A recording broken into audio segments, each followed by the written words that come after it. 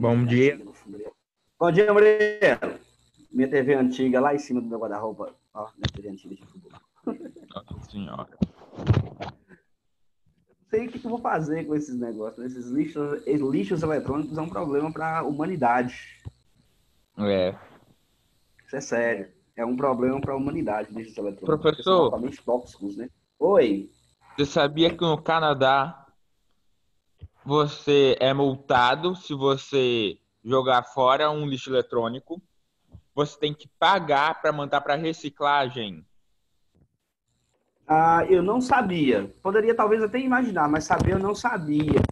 Eu sei que no final da década de 2000, a Rússia, não, no início da década de 2000, né, a Rússia teve um problema muito sério com lixo eletrônico, principalmente em decorrência da... Porque, assim, o período socialista da Rússia fez com que os bens de consumo de lá sofressem um atraso em relação ao mundo desenvolvido, né? E a Rússia cresceu muito economicamente na década de 1990 até 2000, apesar da crise. No início de 2000 começa a se recuperar. Então, as pessoas, em massa, começaram a substituir itens de consumo eletrônicos, tal, que tinham, que já eram muito ultrapassados, muito velhos. Então, eles tiveram uma demanda, um descarte de lixo eletrônico muito intenso nesse período, né? Então, eles criaram políticas.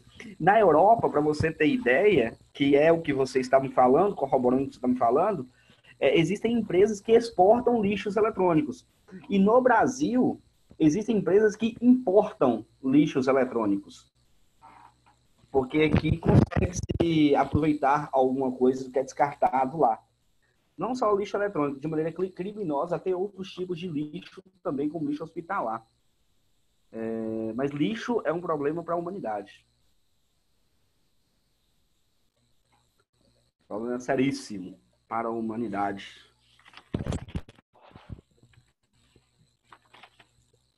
Esperar mais alguma galerinha chegar aqui. Temos 8 pessoas. Deixa eu compartilhar logo. Cara, eu fiquei quase meia hora hoje tentando compartilhar. Mentira, uns 10 minutos. Tentando compartilhar um arquivo. Meu livro não abria. Galera, deixa eu chegar esse negocinho aqui. Aula 17, Geografia 1, tá? Se eu não estiver enganado, é a última aula desse livro. É a última aula de Geografia 1. Nós vamos depois para Geografia 2 para acabar o livro 4.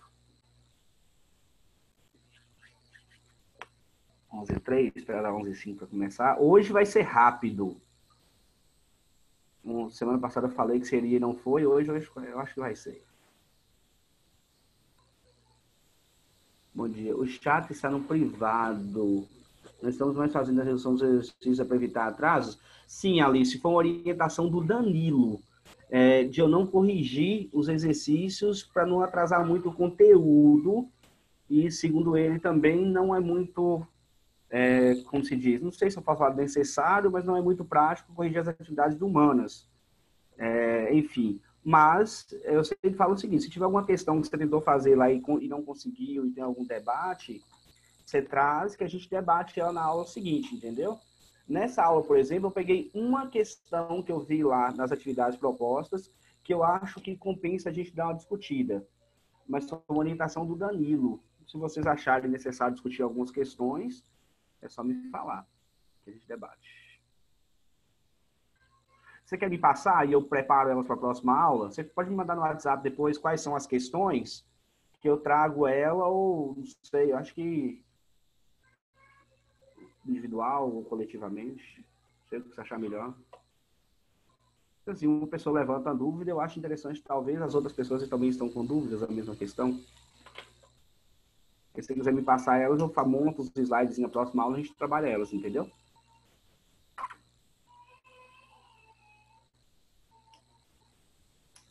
Porque a gente tem um ponto, né? A gente tem a questão do conteúdo, que a gente está tendo uma aula por semana ao invés de duas, só que o Enem foi adiado, então a gente vai ter um pouco de tempo a mais. Então eu acho que dá para a gente debater as questões. Galera, eu vou começar então, para não demandar muito, já que está na hora de almoço já da gente, barra vocês. Abro o chat para todos. Espera aí.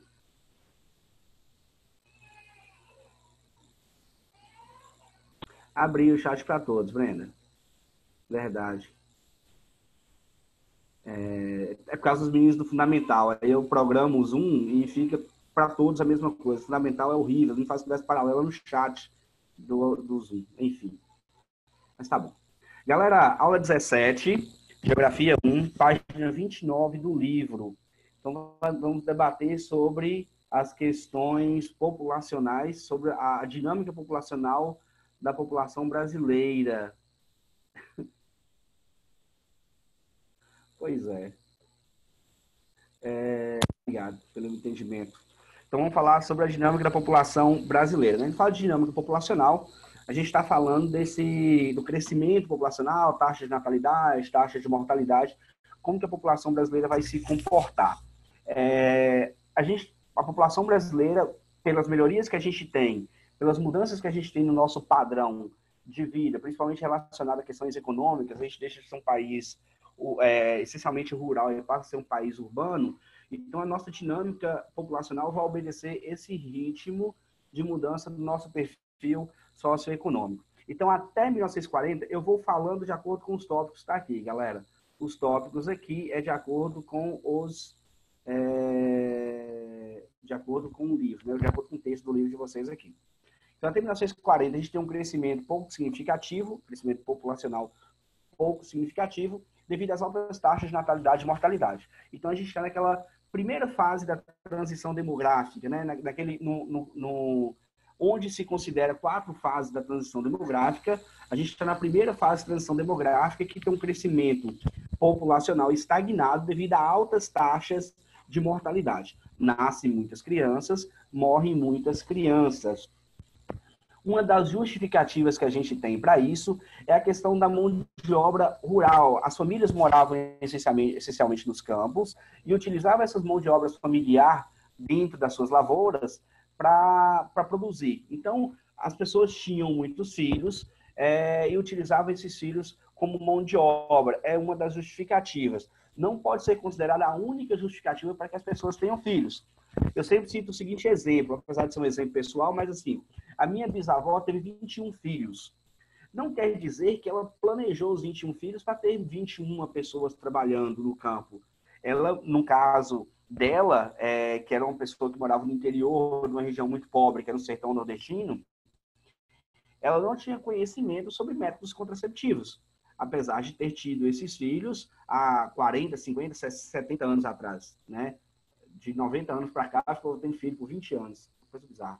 Não quer dizer que ela teve esses filhos simplesmente para produzir mão de obra. Muitas vezes também faltou a questão do conhecimento em relação a métodos contraceptivos. Mas uma da razão é a estrutura populacional, a nossa estrutura socioeconômica, onde as pessoas moravam, em maioria, na zona rural. Muito bem. Então, a gente tem as condições precárias de qualidade de vida que mantinham as nossas elevadas taxas de mortalidade. Então, galera, se forem falar comigo, alguém me dá um toque que está falando, que o chat está colocando presença, eu não sei se é falando comigo ou se é colocando presença. Então, a gente tem isso aí. Até 1940, doenças, pragas, doenças simples, comuns, matavam pessoas porque a gente não tinha um controle sanitário, você não tinha até a questão de higiene, por exemplo, você tinha elevadas taxas de mortalidade. Eu acho que isso aí já é colocado na cabeça de vocês já têm esse entendimento. População pouco desenvolvida, você vai ter taxas de mortalidade mais elevadas. Então, a gente tem, a partir de 1940, a infraestrutura urbana e a difusão dos hábitos de higiene impactando positivamente a qualidade de vida da população.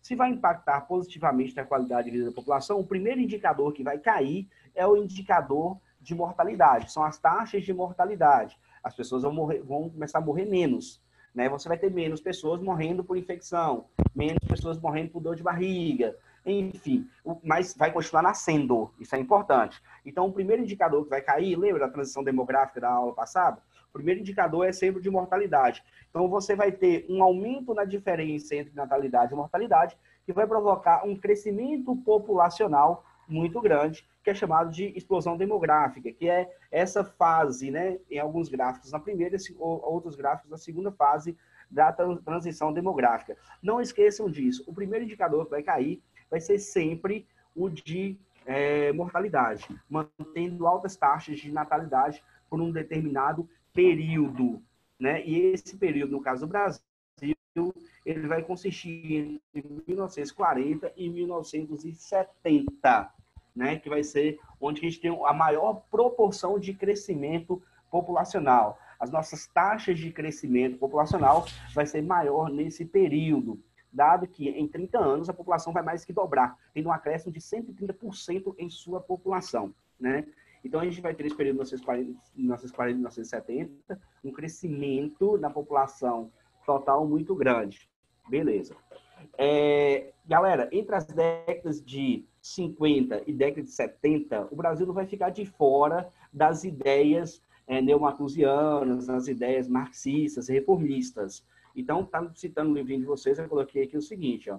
A gente vai ter a divisão de pensamentos entre os neomalthusianos e os reformistas sobre o crescimento demográfico brasileiro.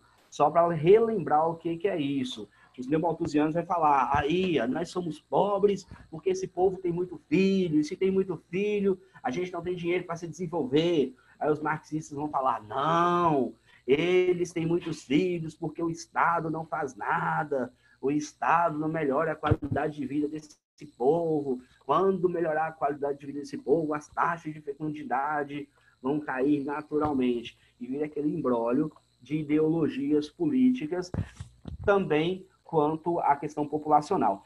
Toda vez que a gente vai discutir sobre a questão populacional, dois temas são importantíssimos: o crescimento populacional e o desenvolvimento econômico. Ou um sendo provocado pelo outro, ou sendo atrapalhado pelo outro. Então, assim, essa dinâmica populacional e desenvolvimento econômico, eles são uma discussões, uma discussão que tem esses dois itens juntos sempre. Qualquer tipo de pensamento que você for pensar, esses dois itens vão estar juntos. Muito bem. Então, qual é o perfil demográfico que o Brasil adotou a partir da década de 40? Início da nossa transição demográfica. Transição demográfica, taxa de mortalidade caindo. Posteriormente, taxa de natalidade também caindo. De forma que, em 1960, em média, as mulheres brasileiras tinham 6,3 filhos. Vocês, meninas, tentem imaginar isso. 6 filhos em média por mulher. Em 1970, essa média já cai para 5,8. A taxa de fecundidade, ela é uma coisa totalmente machista, porque só leva em consideração as mulheres, obviamente, né? Atualmente, a gente tem uma taxa de 1,8 filhos por mulher, o que indica a nossa tendência de fase final da transição demográfica, onde diminuímos as nossas taxas de mortalidade e também diminuímos a nossa taxa de fecundidade com um alerta. A nossa taxa de fecundidade menor que 2,1 indica que a população entrou num ritmo de decréscimo, ou seja, em alguns anos a população brasileira, ao invés de diminuir o seu número de habitantes, vai reduzir o seu número de habitantes. O que precisa, galera, aí a gente precisa ter a nossa visão de estudante crítico. A gente precisa ter planejamento para quando essa população começar a diminuir. Porque, assim, você associa vários fatores juntos. Você associa a qualidade de vida sempre melhorando, né? Apesar de nossos problemas econômicos, a nossa qualidade de vida, ela vem numa crescente, tanto que a nossa expectativa de vida, ela vem sempre aumentando ano após ano. Então, se a gente vai ter o aumento na expectativa de vida, a redução na taxa de natalidade, a gente vai ter uma população muito mais envelhecida daqui a alguns anos. Aí a questão é, qual o nosso planejamento econômico, qual o nosso planejamento político / econômico para sustentar nós velhos no futuro? Quem vai pagar a previdência? Qual é o modelo de produção? Qual o tipo de indústria que vai ser instalada no país nesse período? A gente está numa fase na população brasileira, por exemplo, e é bom vocês pensarem nisso, até não sei se pode ser um tema, por exemplo, de Enem, quanto essa dinâmica populacional, mas a gente está vivendo uma fase agora que a gente tem um crédito de população economicamente ativa. A gente tem um que se chama de bônus demográfico. A gente tem hoje uma população economicamente ativa no Brasil muito grande em relação à população não economicamente ativa ou inativa, que não está teoricamente apta para trabalhar. Então, a gente tem que aproveitar essa população, essa disponibilidade de mão de obra agora, para criar projetos de desenvolvimento econômico para lá no futuro a gente ter condições de manter essa galera mais idosa, tanto a respeito das questões previdenciárias, quanto aos outros custos, né? Com saúde, por exemplo, que a pessoa idosa vai gastar muito mais dinheiro do que as pessoas mais jovens, obviamente. Então, a gente tem aqui, já quase finalizando o texto de vocês, os motivos que levam à queda das taxas de fecundidade. Então, o principal motivo que a gente tem é direcionar diretamente à mulher. E uma das principais razões é a inserção da mulher no mercado de trabalho. Por quê? Porque a partir do momento que a mulher se insere no mercado de trabalho e ela tem condições e possibilidades, que está sendo citada aqui, de se planejar para ter filhos em determinados períodos, ela vai adiar a sua maternidade. Isso é uma tendência, né? Que a mulher tende a ter filhos mais velhas para se dedicar a uma estabilidade profissional. Então, é uma das principais razões que vai levar à redução das taxas de fecundidade. Posteriormente, a gente tem as políticas públicas instaladas no Brasil, que, no caso do Brasil, não são impostas. São políticas públicas de auxílio à questão de planejamento familiar, mas não são políticas impositivas, de controle imposto pelo Estado, como foi feito na China, que tinha a política de filho único e já é flexibilizada hoje, por exemplo, como foi feito na Índia, com a esterilização em massa de mulheres. Então, no Brasil, essas políticas elas não são impositivas, elas são políticas de educação e de auxílio quanto ao planejamento familiar, beleza? Então, a gente tem esse pontinho aí. Muito bem. Já finalizando a aula de vocês, tem um texto escrito assim, leitura complementar. Texto 1 e texto 2. Então, o texto 1, galera, vai fazer toda essa cronologia de processo de crescimento populacional, períodos, tal, quase que a mesma coisa que a gente viu na coisa que anterior aqui, e vai fazer uma relação de períodos e taxa de crescimento populacional. O que eu gostaria de enfatizar para vocês é a relação que existe entre o crescimento populacional, a transição demográfica e a urbanização da população brasileira. Então, a gente nota que, devido aos processos de incentivos à industrialização, que a gente já viu aqui também, de Juscelino Kubitschek, primeiro Getúlio Vargas, depois de Juscelino Kubitschek, que a gente vai criar grandes centros urbanos, grandes áreas urbanas e industriais, que vão atrair pessoas de outras regiões, inclusive. A partir disso, a gente vai ter a expansão das nossas cidades e, no primeiro momento, a nossa explosão demográfica. No primeiro momento, a melhoria na qualidade de vida. No primeiro momento, acesso à saúde, acesso à alimentação, que vai causar essa explosão demográfica, que depois, também em função da própria urbanização, vai promover o desenvolvimento socioeconômico, vai fazer essas taxas de fecundidade cair. Então, eu acho bem importante vocês associarem esse processo de urbanização e a nossa alteração do perfil demográfico, né? Aí eu coloquei o gráficozinho, é muito comum esse gráfico, já vi em algumas provas também em Enem, que é a população rural e urbana brasileira. É um gráfico assim que toda vez que você clicar lá, você vai ver praticamente o mesmo gráfico. Então, a gente partiu de 1940, que é o início da industrialização mais intensa no Brasil, e a gente tem aqui, em 1965, a mudança de perfil de população rural para a população urbana. E essa tendência ela vai continuar, tende a se estabilizar a partir dos anos 1990, 2000, porque a população rural já não é tão significativa mais para praticar o êxodo da área rural para a área urbana. Então, a gente tende a manter uma proporção de 85% a 90% de população urbana em relação ao rural, e isso tende a se manter, né? É bem óbvio, é bem claro que a gente não vai ter uma população 100% urbana, sempre vai ter pessoas morando nas áreas rurais. Muito bem. O texto da leitura complementar 2, ele vai trazer uma projeção para a população brasileira, né?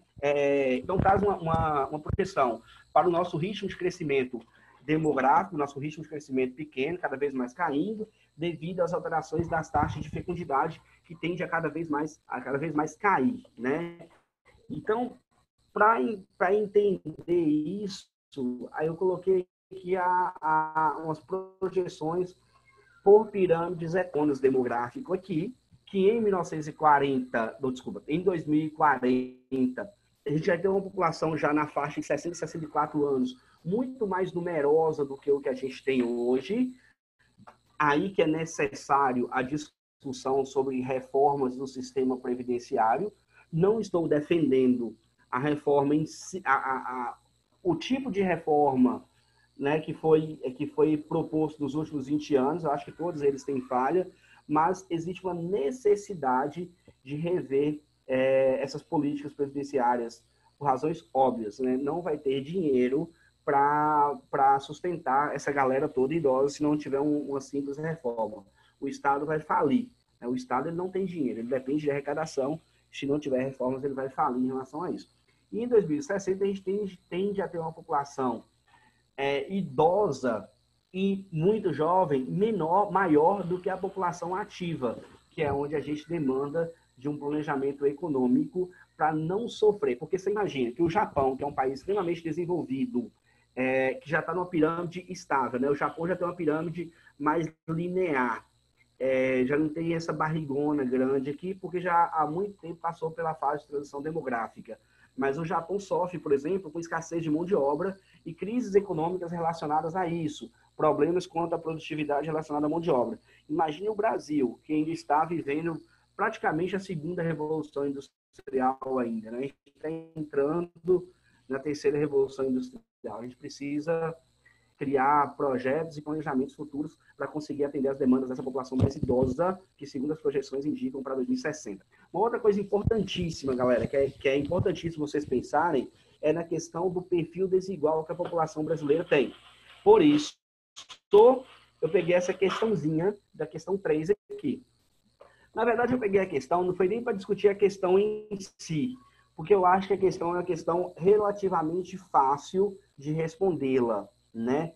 Eu queria discutir o gráfico com vocês. Por quê?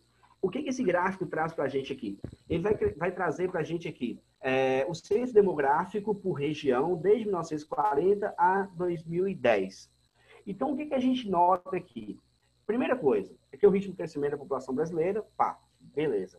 Depois a gente tem aqui as regiões Sudeste e Nordeste, que são as regiões mais populosas no Brasil. Aqui embaixo aqui eu tenho a região Sul. Repara que a região Sul, a região Centro-Oeste e Norte do Brasil, elas têm um crescimento muito linear, certo? Com alguns períodos ali de alguns movimentos mais intensos, mas tem um crescimento muito linear. O da região Norte e Centro-Oeste, então, aí que é linear mesmo, assim, os dois, um com o outro, né? Eles vão seguir praticamente a mesma linha até os anos de 2000, certo? Mas por que a região Nordeste, que é uma região tão populosa, inicialmente aqui, até a década de 50, vinha no mesmo ritmo de crescimento que a região Sudeste, não continuou nessa mesma projeção? O que acontece de diferente?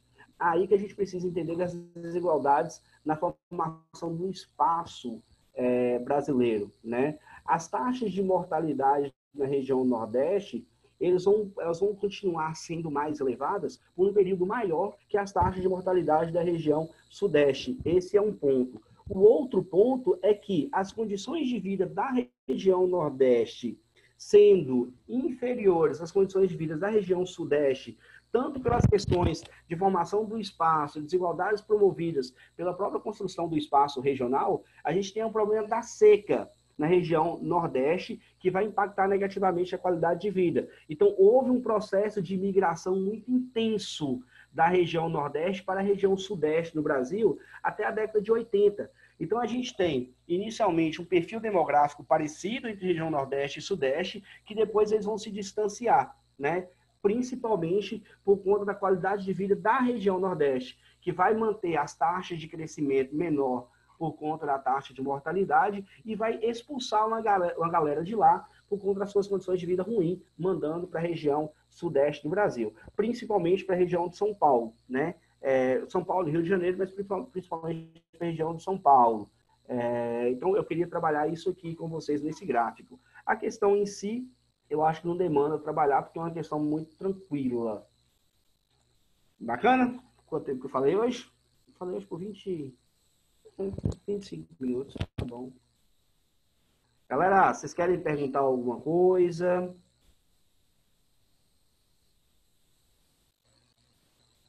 Cri, cri, cri, cri. Não tem muito o que perguntar. Aprendeu? Espero que Tá tudo sim. certo? Tá, Você conseguiu responder essa questão? Vamos responder essa questão juntos? vamos. Então vamos lá. Aí tem um gráfico aqui, beleza? Muito bem. A partir da análise dos dados apresentados no gráfico e de seus conhecimentos, é correto afirmar que a curva populacional da região Nordeste apresenta crescimento acentuado a partir da década de 70, superando da região Sudeste. A década de 70 está aqui, a gente tem um crescimento acentuado superando ao Sudeste? Não, a gente não tem. Não sei se eu espero vocês responderem, vocês me deixam no vácuo, eu vou respondendo. Responde aí, Murilo, por favor. Eu fiz a questão não, professor. Eu sei que você não fez, vamos fazer junto aqui, ó. Eu não Analisa aí. consigo ler. Eu tenho que pegar o Por quê? livro. Você Tem que pegar o não tá livro, deixei compartilhando a no. tela, não? Tá, mas não consigo ler, ver a questão inteira. Ah, tá. Deixa eu pegar o livro, deixei no meu quarto. Pega aí.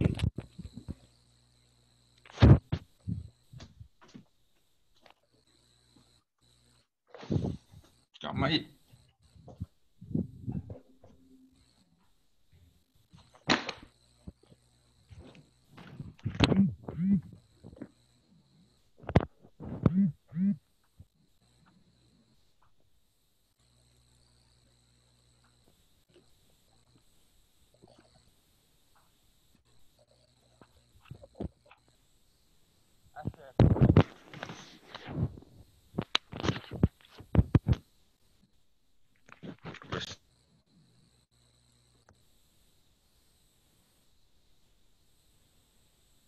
Professor, tá aí ainda?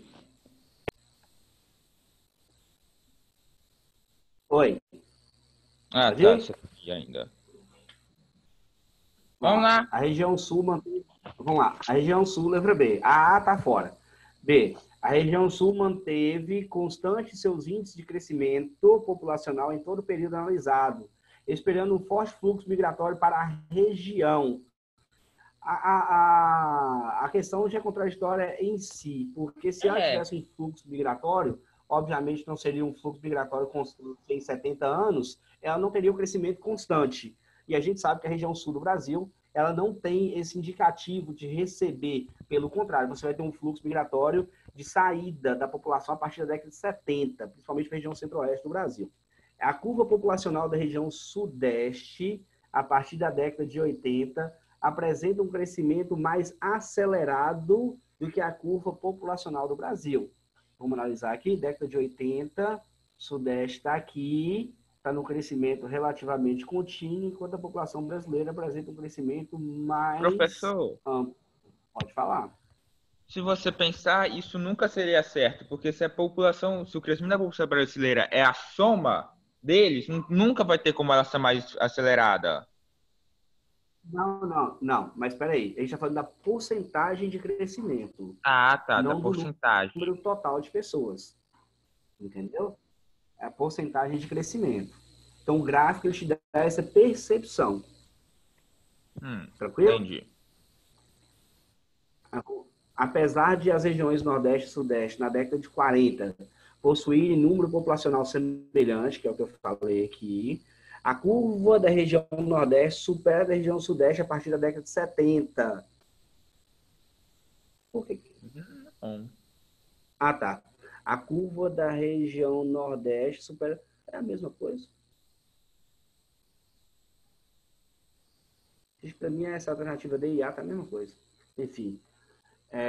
Também não supera, né? O Sudeste ele vai crescer mais ampla durante todo o período apresentado aqui. O Sudeste é a região no Brasil que vai apresentar o maior crescimento populacional desde 1940 até hoje. Muito bem, crescimento absoluto.